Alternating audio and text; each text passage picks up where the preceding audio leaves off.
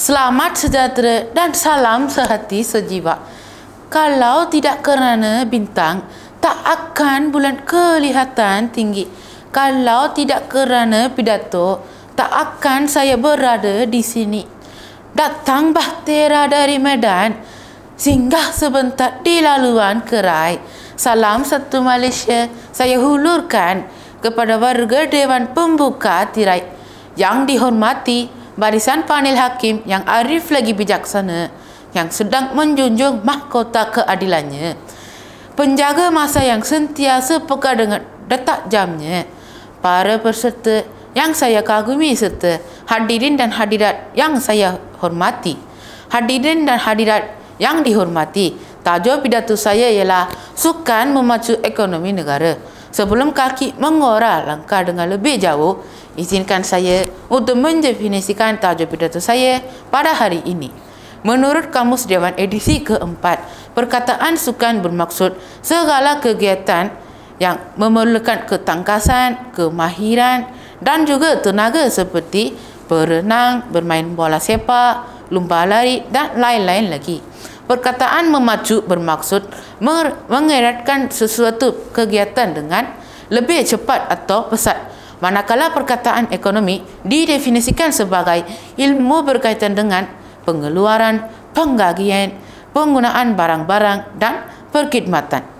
Perkataan negara merujuk kepada sesebuah masyarakat yang diduduki kawasan tertentu yang ditadbir oleh kerajaan. Tutasnya, sukan menjana ekonomi negara berkehendakkan kita untuk berbicara tentang impak kegiatan sukan dalam memacu ekonomi negara. Namun, ada juga sesetengah pihak yang masih memandang rendah terhadap kerjaya yang melibatkan bidang sukan, sedangkan industri sukan adalah merupakan industri yang besar nilainya dan impaknya serta berkembang pesat di negara kita. Saudara dan saudari yang dihormati sekalian, indikator saya yang pertama adalah industri sukan, industri yang besar nilainya.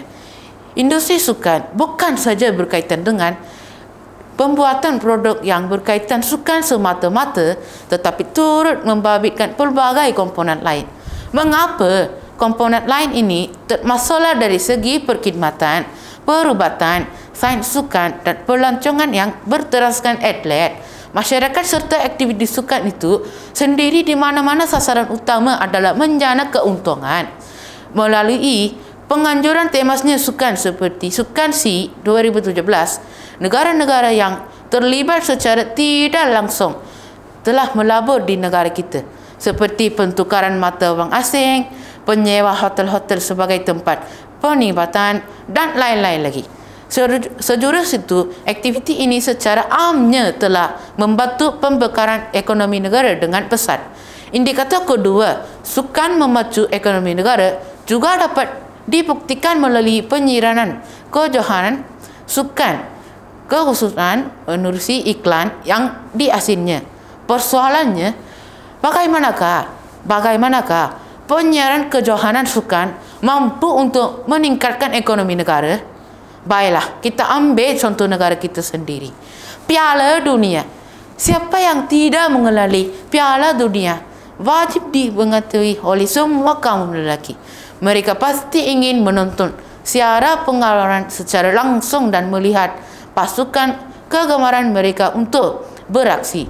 Maka, hal ini dapat membawa keuntungan yang besar kepada syarikat penggunaan yang membuat liputan secara langsung apabila jumlah tontonan meningkat. Kerana itulah syarikat-syarikat penyiaran berlumba-lumba untuk membuat liputan secara langsung acara sukan. Indikator ketiga, penubuhan kemudahan sukan memacu ekonomi negara. Pelaksanaan sukan seperti kolam renang, padang golf dan gelanggang badminton misalnya dapat menjana ekonomi negara.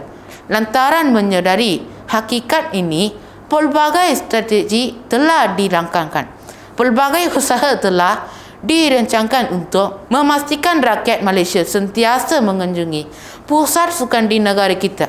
Pihak kerjayaan telah menetapkan harga sewaan yang murah dan berpakan untuk meraih minat rakyat untuk mengunjungi kemudahan sukan di negara kita.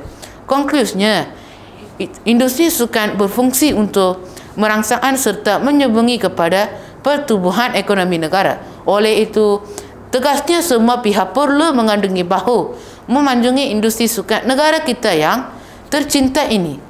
Berat sama dipikul, ringan sama dijinjing, hati gajah sama dilapah, hati kuman sama dicecah, ke gunung sama di kaki, ke lurah sama dituruni. Akhir kata, saya majulah sukan untuk kerana sungkan menuju ekonomi negara. Sekian, terima kasih.